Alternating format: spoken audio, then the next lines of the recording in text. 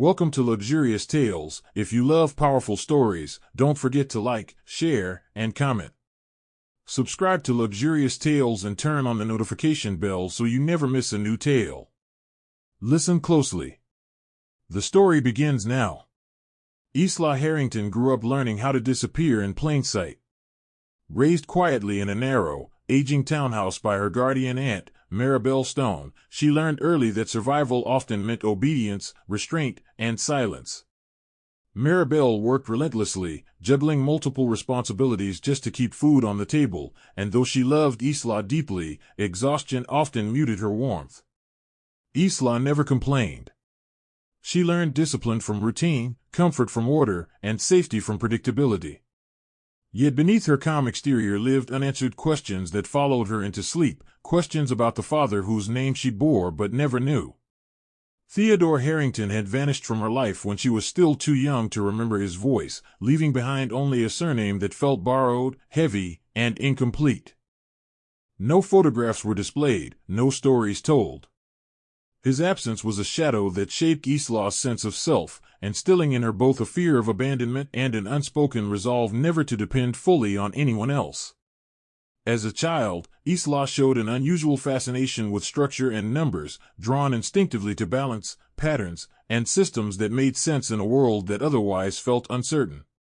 She found comfort in organizing household expenses, helping Maribel budget every dollar with precision far beyond her years. This curiosity was never encouraged openly. There was no luxury for ambition in their home, but it quietly took root. Emotionally, Isla learned to manage disappointment without tears, to endure without complaint. Extended family members drifted in and out of her life, some offering pity disguised as concern, others resentment sharpened by jealousy over questions of lineage and inheritance. Whispers followed her at family gatherings, half-formed suggestions that she came from something larger, something unfinished. Isla listened, remembered, but never asked. She carried those fragments with her, storing them like sealed letters she was not yet ready to open. By the time Isla reached adulthood, she had perfected the art of self-containment. She trusted logic more than promises, preparation more than hope. Yet the unanswered mystery of her father lingered beneath every decision she made. Why had Theodore Harrington disappeared so completely? Why had no one fought to keep him present in her life? The silence around his name felt intentional, guarded, as though truth itself had been locked away for reasons she could not yet grasp.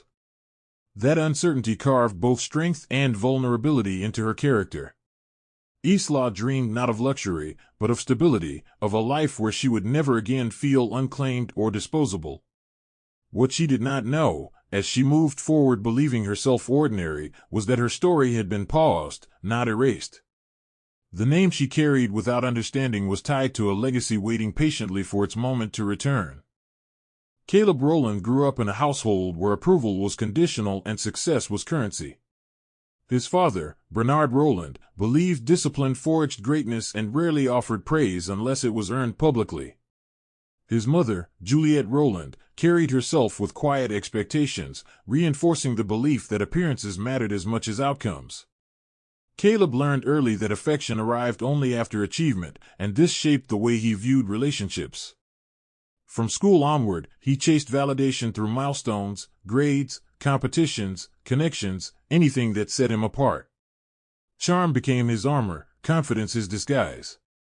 Beneath it all lived a constant fear of being overlooked, of becoming insignificant in a world that celebrated winners and forgot the rest.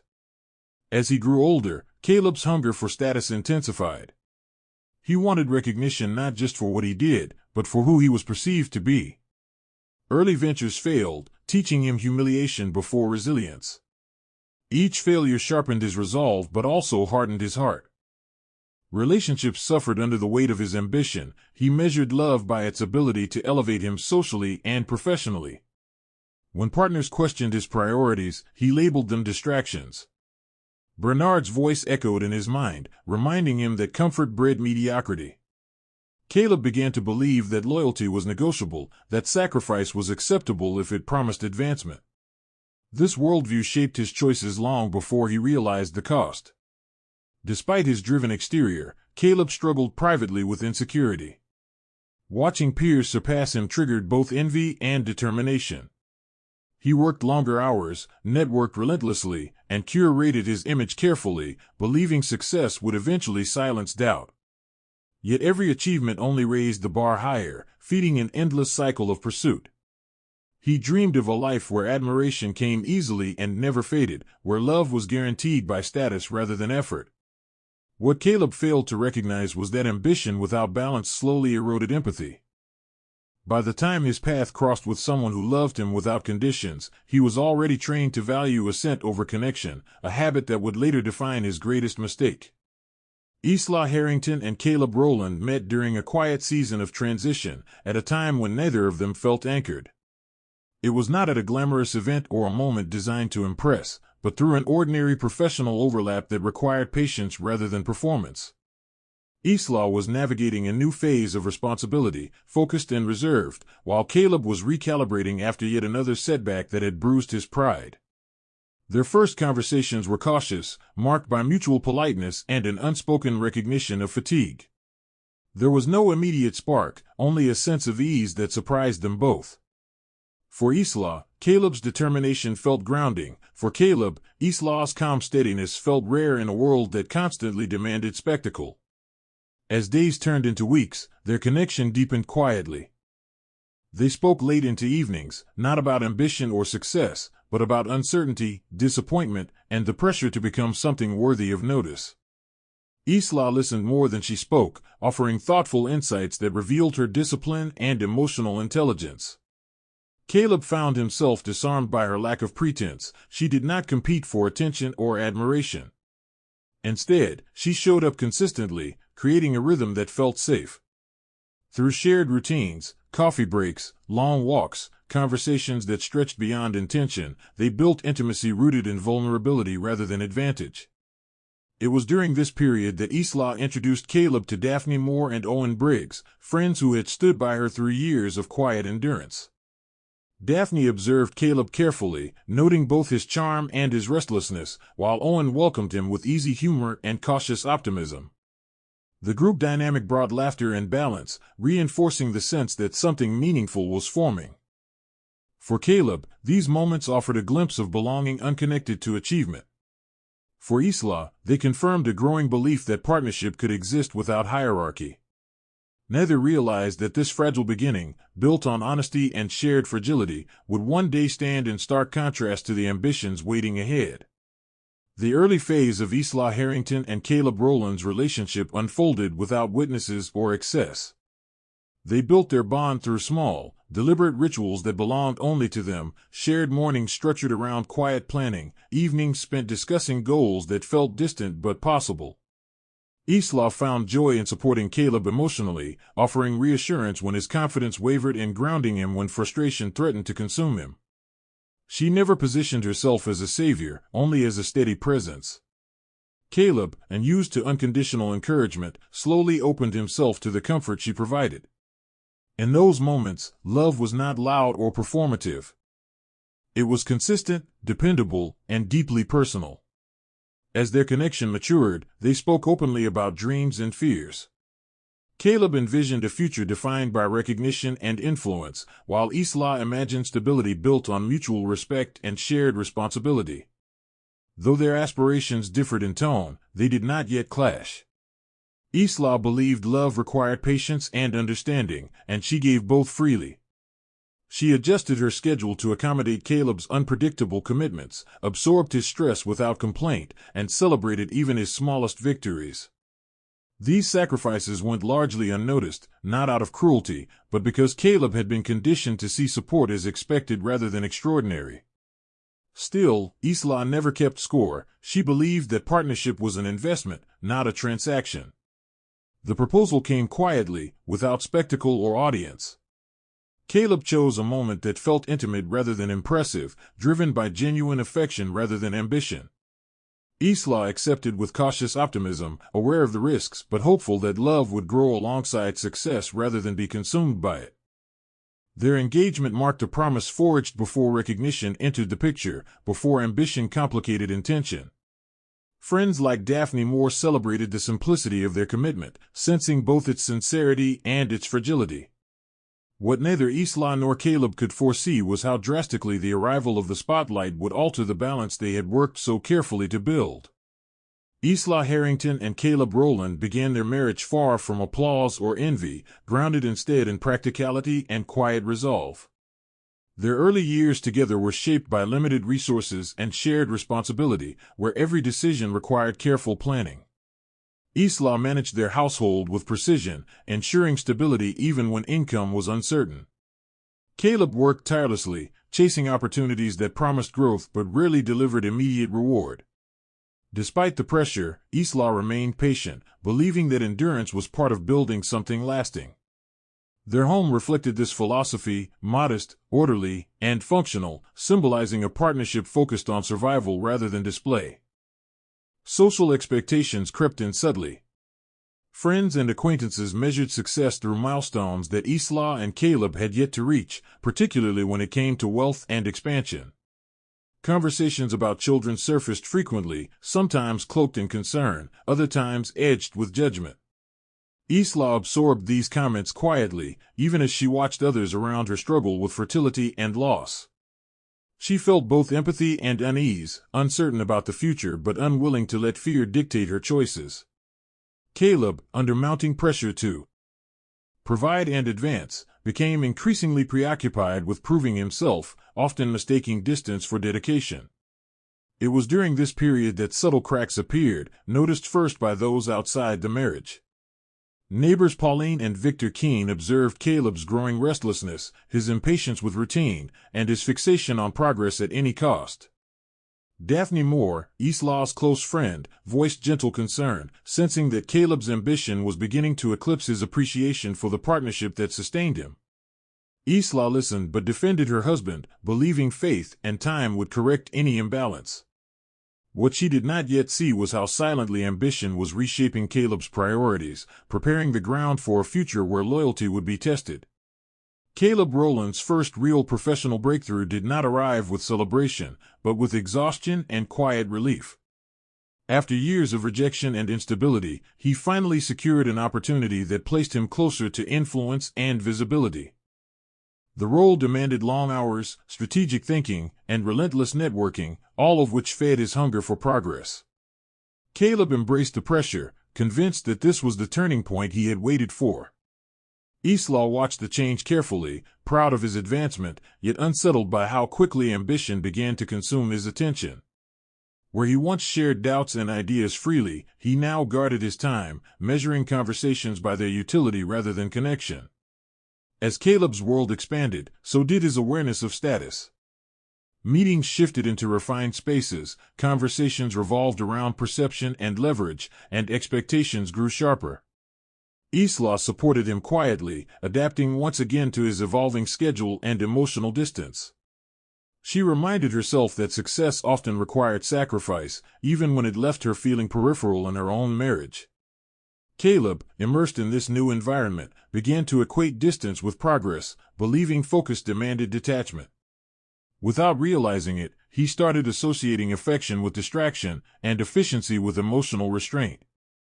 The balance they once maintained began to tilt, subtly but steadily. It was within this professional sphere that Bianca Levant first entered Caleb's orbit. She was introduced not as a temptation, but as a formidable businesswoman from an elite background, known for her confidence and polished authority. Bianca carried herself with assurance shaped by privilege and access, speaking the language of influence fluently. Their interactions were professional, measured, and strategic, yet they stirred something unfamiliar in Caleb, a sense of recognition he had long craved.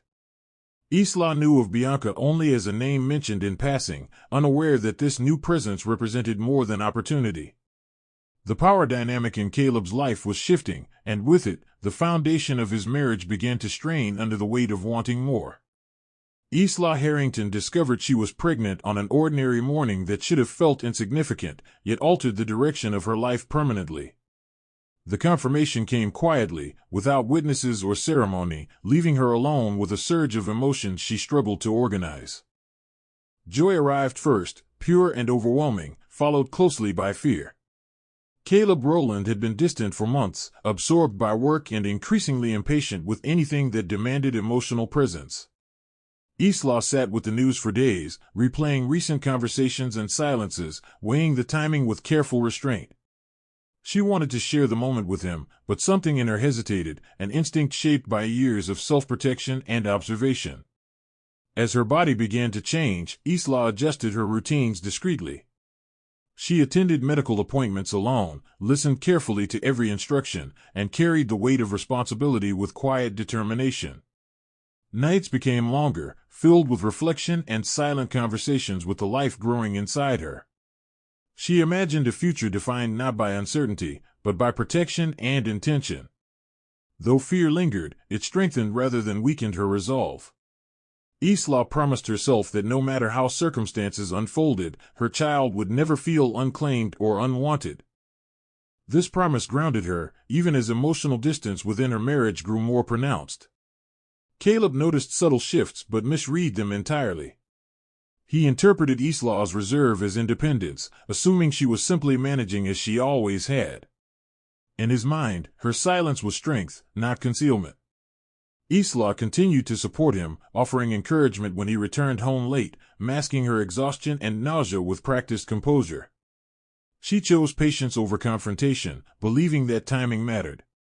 What she did not yet know was how quickly patience could be mistaken for invisibility. As Isla carried both hope and uncertainty in silence, the foundation beneath her was already preparing to fracture in ways she could not yet foresee. The message arrived on a rainy afternoon, delivered through a channel Isla Harrington rarely checked. It was formal, precise, and unsettling in its restraint. Arthur Klein identified himself as a legal representative acting on behalf of a client whose name made Isla's breath stall, Theodore Harrington.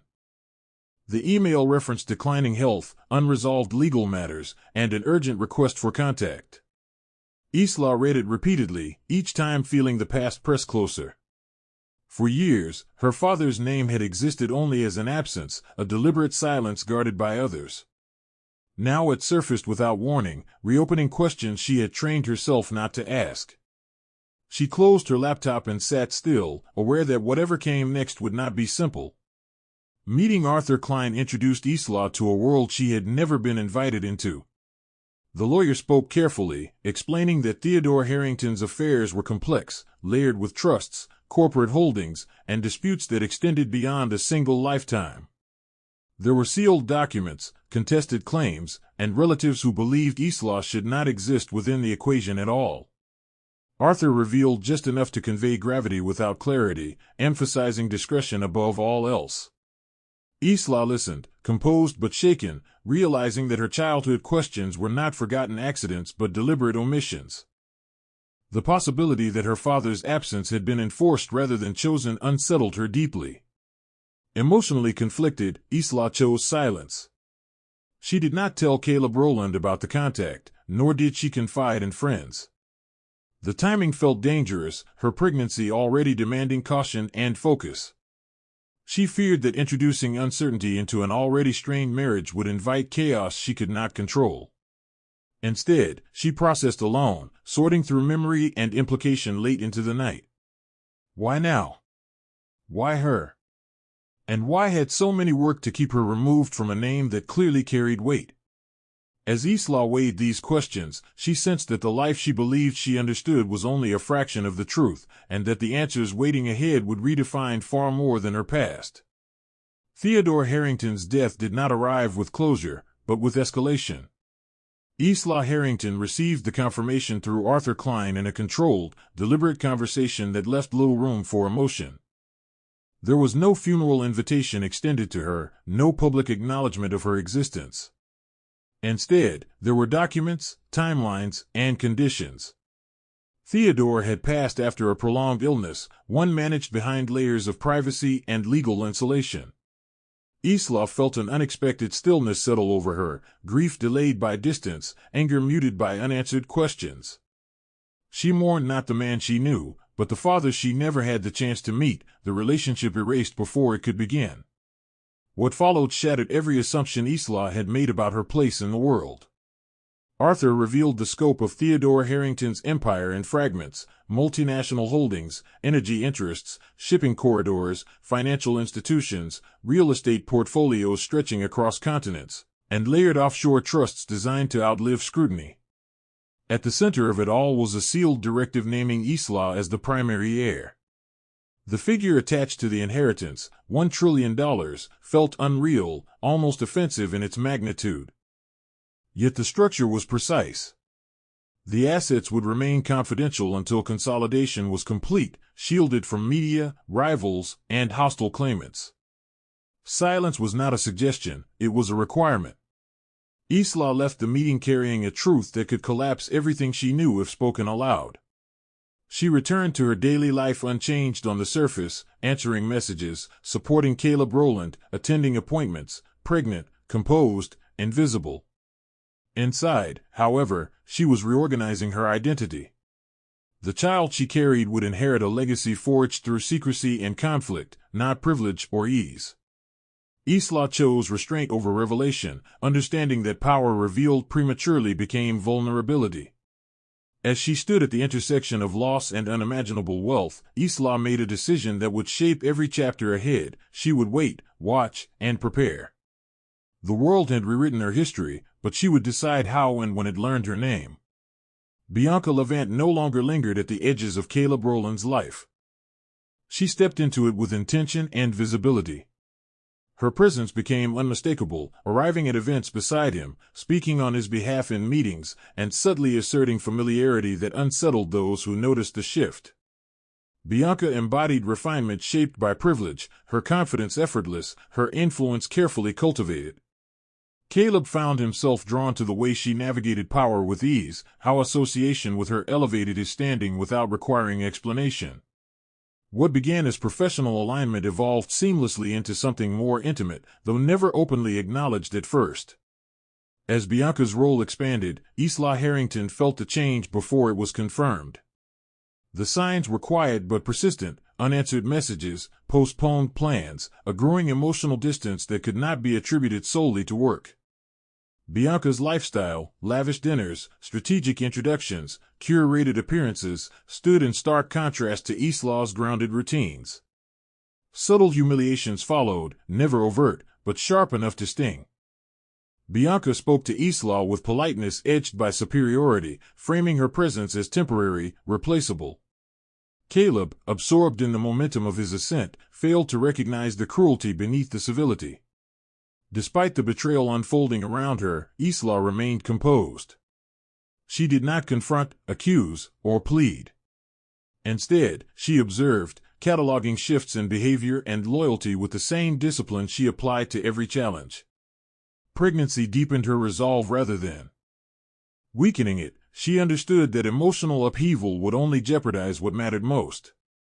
Caleb's emotional abandonment, though devastating, clarified something Isla had long sensed: his ambition now outweighed his commitment. While Bianca believed she was claiming victory through visibility and status, Isla quietly recognized that this was only a turning point, not the conclusion. The game had changed, but it was far from over. Isla Harrington chose the timing with care, believing that truth, when delivered calmly, could still salvage dignity even if it could not restore love. She arrived at Caleb Rowland's office prepared, composed, and resolute, carrying no documents, no dramatics, only the truth she had protected for months. The space itself felt foreign, polished to impress, filled with symbols of assent that no longer included her. Executives moved in and out, and Bianca Levant sat nearby with effortless entitlement, her presence deliberate. Isla asked to speak privately, her voice steady, her posture controlled. She believed that a marriage, even a strained one, deserved at least the courtesy of honesty. Caleb did not grant her privacy. Instead, he allowed the moment to unfold in full view, mistaking transparency for dominance. When Isla revealed her pregnancy, her words measured and sincere, the room seemed to pause. What followed was not shock, but dismissal. Caleb's response was swift and cutting, framed as accusation rather than disbelief. He denied paternity, questioned her intentions, and reduced months of silent endurance to a calculated ploy. In front of Bianca and his colleagues, he severed loyalty with words sharpened by ambition, declaring that Isla was an obstacle to his future, not a partner in it. The humiliation was complete not because of volume, but because of finality. Bianca did not intervene. She observed with thinly veiled satisfaction, her silence reinforcing the verdict. Isla felt the weight of judgment settle heavily, yet she did not plead or retaliate. She absorbed the moment with composure that unsettled the room, gathering herself without spectacle. When she turned to leave, she carried more than heartbreak, she carried clarity. In that office, surrounded by power and performance, Isla understood that reconciliation was no longer possible. Loyalty had died publicly, and with it, any illusion that patience could repair what ambition had already destroyed. Isla Harrington left the building without haste, her steps measured, her expression unreadable. The city outside moved as it always had, indifferent, loud, unconcerned, yet everything inside her had shifted irrevocably. She did not return home that night. Instead, she went somewhere chosen not for comfort but for clarity, a quiet space where she could breathe without explanation. The humiliation replayed itself in fragments, but it did not break her. What remained strongest was not pain, but resolve. She understood now that staying would mean erasing herself entirely, and that was something she would never allow, especially with a child depending on her strength. Within days, Isla activated a network she had quietly maintained for years. Arthur Klein guided her through the legal separation with precision, while Renee Walsh ensured every document reflected protection, not provocation. Maternal figures who had once supported her aunt stepped forward again, offering shelter without questions. Daphne Moore and Owen Briggs stood close, their loyalty steady and unembellished. There were no dramatic confrontations, no public statements. Isla moved efficiently, securing her autonomy while remaining invisible to the narrative Caleb Rowland believed he controlled. Each decision was deliberate, shaped by foresight rather than emotion. Caleb interpreted Isla's silence as surrender. He told himself that her departure confirmed his assumptions, that she lacked leverage, influence, or consequence. Bianca Levant encouraged this belief, framing the separation as liberation rather than loss. In their world, victory was measured by visibility and control, and Isla had chosen neither. What Caleb failed to understand was that silence, when chosen, could be strategic. As Isla settled into a life defined by safety and preparation, she did not look back, not because she was unhurt, but because forward was the only direction that preserved her dignity. The labor began before dawn, quiet and relentless, mirroring the way Isla Harrington had learned to endure most pivotal moments in her life. There were no frantic calls, no dramatic announcements, only controlled breathing, steady hands, and a mind anchored in purpose. Surrounded by professionals who respected her calm authority, Isla focused inward, drawing strength from the months she had spent preparing for this moment alone. Pain arrived in waves, but so did clarity. Each contraction reminded her that this life, unlike so many things taken from her, was entirely hers to protect. When her daughter finally cried, the sound did not signal fragility, it announced arrival. Isla named her child Alara Harrington, choosing a name that carried quiet power and continuity. Holding her daughter for the first time, Isla felt something shift permanently. Fear receded, replaced by resolve sharpened through love. Alara's presence redefined success, stripping it of ego and spectacle. Isla studied every detail, the strength of her tiny grip, the steadiness of her breathing, and made a silent vow that her daughter would grow up knowing security, truth, and belonging. This was not a moment for celebration shared with the world, it was an internal covenant, forged in stillness and certainty. Recovery unfolded deliberately. Isla structured her days around healing, learning her daughter's rhythms while regaining her own strength. Friends visited quietly, offering support without intrusion. There were no announcements, no public acknowledgement of what she had endured. The wealth waiting in sealed structures remained untouched, irrelevant compared to the clarity motherhood had delivered. Isla was no longer reacting to loss, she was preparing for construction. Alara's birth marked not only the beginning of a new life, but the end of Isla's hesitation.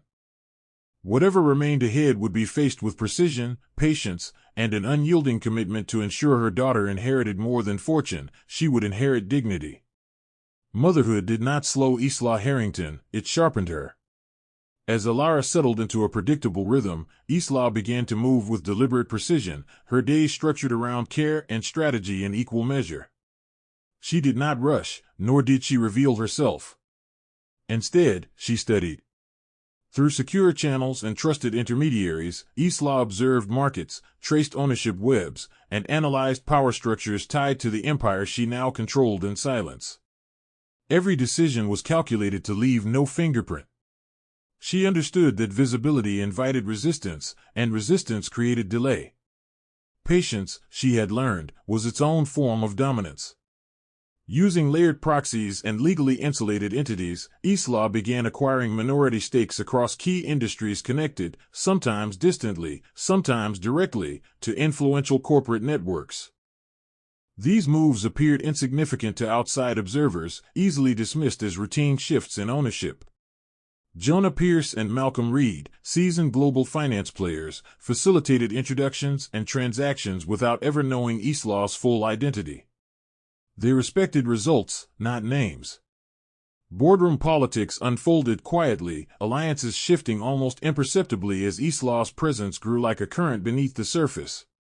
Each acquisition was a piece placed carefully, never prematurely, always with intent. Caleb Rowland remained oblivious. His attention was consumed by immediate success and the validation Bianca Levant's world provided. He mistook momentum for security, unaware that the structures beneath him were changing. Isla watched from a distance, not with bitterness, but with clarity. This was not revenge, it was preparation. The chessboard was vast, and every piece mattered. Isla did not seek to destroy recklessly, she sought control. As Alara slept peacefully beside her, Isla finalized positions that would one day force truth into the open, on her terms and no one else's. Isla Harrington's next move was neither impulsive nor obvious, it was surgical. Bianca Levant's company stood as a symbol of prestige and control, its public image carefully curated to reflect dominance and exclusivity. Isla studied its structure relentlessly: subsidiaries, silent partners, historical debts, voting shares, and overlooked vulnerabilities buried beneath surface success. Through layered acquisitions routed across jurisdictions and intermediaries, Isla began purchasing shares quietly, never triggering alarms. Each transaction was small enough to appear inconsequential, yet together they formed a rising tide. By the time analysts noticed unusual movement, ownership had already begun to consolidate beyond Bianca's awareness. What made the strategy devastating was its subtlety. Isla never appeared in negotiations, never signed her own name, never demanded urgency. Brokers assumed they were dealing with unrelated entities, unaware they answered to a single will. Jonah Pierce and Malcolm Reed ensured compliance without curiosity, respecting the discretion that power often demanded. Within months, Isla controlled the highest shares, enough to influence direction without exposure. Bianca, confident in her authority, mistook silence for stability. She continued to expand publicly, unaware that the foundation beneath her had shifted. Power, Isla understood, rarely announced itself before it acted. Caleb Rowland remained equally blind. He celebrated progress, believing proximity to Bianca secured his future permanently. Isla observed the illusion with calm detachment, not underestimating how deeply pride could distort perception. This chapter of her strategy was not about confrontation, it was about inevitability. By the time truth surfaced, resistance would be impossible. As Isla reviewed final confirmations late one evening, Alara sleeping nearby, she felt no triumph, only certainty. The throne had been purchased quietly, not to rule through spectacle, but to ensure that when the moment arrived, justice would unfold without chaos, argument, or appeal. The first tremors reached the surface as subtle irregularities, missed approvals, unexpected resistance during routine votes, delayed confirmations that unsettled long-standing assumptions. Isla Harrington allowed these disturbances to emerge naturally, knowing that sudden disruption invited scrutiny. Instead, she waited for tension to accumulate. Select board members began receiving communications that reframed ownership structures with precise legal clarity. Names previously dismissed as peripheral were now central. Isla revealed herself only to those whose authority required truth, stepping into rooms not as a spectacle, but as a certainty. Her presence was calm, deliberate, and indisputable. Legal ownership was triggered methodically. Documents long prepared were activated, trusts aligned, and voting power recalibrated in real time. The effect was immediate yet contained, no public announcement, only an internal recalculation of hierarchy. Media speculation began quietly, fueled by leaks no one could trace conclusively. Analysts questioned shifts in control, while executives sensed an unseen force consolidating authority with unsettling efficiency. Isla did not engage with rumors. She understood that revelation was most effective when delivered to those who believed they were untouchable. The mask did not fall with drama, it slipped away under the weight of fact. Caleb Rowland sensed change without understanding its origin. Meetings grew tense, alliances unstable. For the first time in years, he felt uncertainty claw at his confidence. Bianca Levant dismissed his concerns, convinced that perception could still be managed, that influence equaled immunity. Isla observed their miscalculations with detached precision. She did not rush. Timing mattered. The structure was now complete, resistance neutralized, and leverage absolute. When the final moment arrived, there would be no debate, only acknowledgement. The mask had fallen, not through exposure, but through inevitability. The boardroom was assembled under the assumption of routine, a strategic review, a recalibration of priorities, nothing more. Caleb Rowland entered with confidence rehearsed through years of unchecked assent, Bianca Levant at his side, composed and assured. What neither anticipated was the subtle shift in atmosphere, the way seasoned board members avoided eye contact, the silence that lingered a fraction too long. When the meeting was called to order, the agenda unfolded precisely as circulated, until a final item was introduced, ownership realignment. The room tightened. Documents were distributed. Names were read. And then Isla Harrington entered, not as a guest, but as authority. She did not raise her voice or demand attention. She didn't need to. The legal weight of her presence preceded her, carried by signatures, percentages, and irrevocable structures already ratified. Isla took her seat calmly, acknowledging the board with professional courtesy. Recognition dawned slowly on Caleb's face, disbelief giving way to shock as clarity replaced assumption. Bianca's composure fractured as the reality became undeniable. Isla Harrington was the majority shareholder. Control had already shifted before the meeting began. There was no appeal, no procedural delay to exploit. The outcome was settled long before the room filled. The decision was executed without theatrics. Isla addressed the board succinctly, outlining changes in leadership with precision and restraint. Caleb Rowland and Bianca Levant were formally removed from their positions, their access revoked immediately, their authority dissolved through unanimous consent. There were no insults, no public condemnation, only consequences delivered through governance. As security approached, Isla remained seated, focused, unmoved. Power had not changed hands through spectacle or revenge, but through preparation. When the meeting adjourned, the boardroom returned to silence, leaving behind two fallen figures and one woman who had reclaimed not just control, but dignity on her own terms. The aftermath unfolded swiftly, stripping away the layers that had once protected Caleb Rowland from consequence. News of his removal traveled fast within professional circles, reframed not as scandal but as recalibration. Invitations ceased. Calls went unanswered.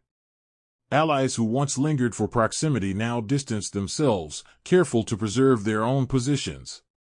Caleb moved through this unraveling in disbelief, replaying decisions he had once celebrated as strategic. Without title or influence, his confidence faltered, exposing the fragility beneath years of performance. For the first time, he confronted a reality where charm and ambition offered no shield. Bianca Levant's descent followed a different trajectory, marked by exposure rather than isolation. Financial audits revealed miscalculations long concealed by status and access. Partners questioned her judgment, investors withdrew, and the narrative she had curated fractured under scrutiny. Social spaces that once welcomed her presence now watched from a distance, cautious and detached. Bianca attempted to reassert control through appearances, but authority once lost proved impossible to recover through image alone.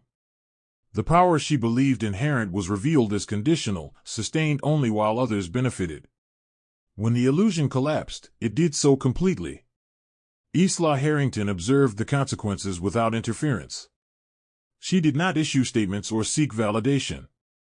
Supporting characters, board members, analysts, former associates, adjusted to the new structure, recognizing stability where chaos had been expected. Alliances shifted organically, grounded now in clarity rather than fear. Isla focused forward, ensuring continuity and governance without indulging in aftermath. This chapter was never meant to humiliate, it was meant to conclude. As the dust settled, one truth became undeniable: power built on dismissal and entitlement was temporary. Power built on patience and precision endured. The evenings grew quieter as Isla Harrington settled into a rhythm defined by intention rather than reaction. Away from boardrooms and strategy sessions, she found her truest clarity in the still moments shared with her daughter. Isla Harrington listened without understanding words, yet Isla spoke to her anyway, believing that truth carried weight even before it could be comprehended.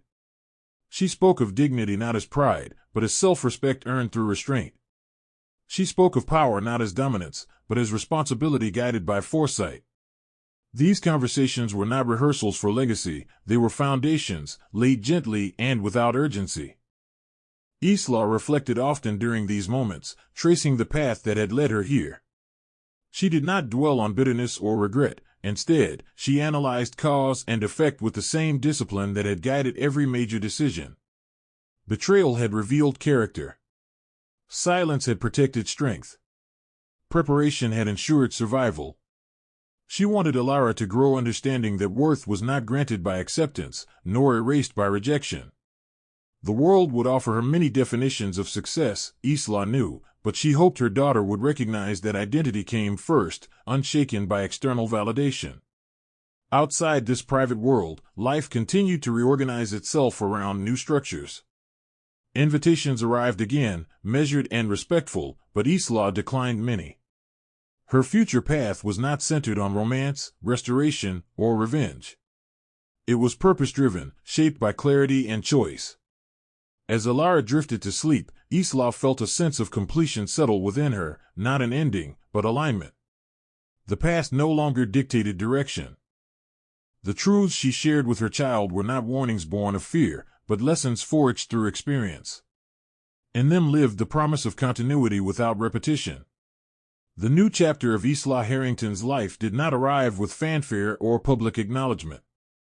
It unfolded quietly, shaped by boundaries she had learned to enforce without apology. Mornings began with intention, evenings with reflection. She redesigned her routines rather than her surroundings, choosing stability over spectacle. The weight of what she had survived did not disappear, but it no longer defined her movement forward. Isla had learned that peace was not the absence of conflict, but the presence of control over time, decisions, and self-respect. Every choice she made now carried clarity rather than reaction. For Isla Harrington, the world was opening gently, framed by consistency and care. Isla structured her daughter's environment around trust and predictability, determined that her child would never inherit chaos disguised as ambition.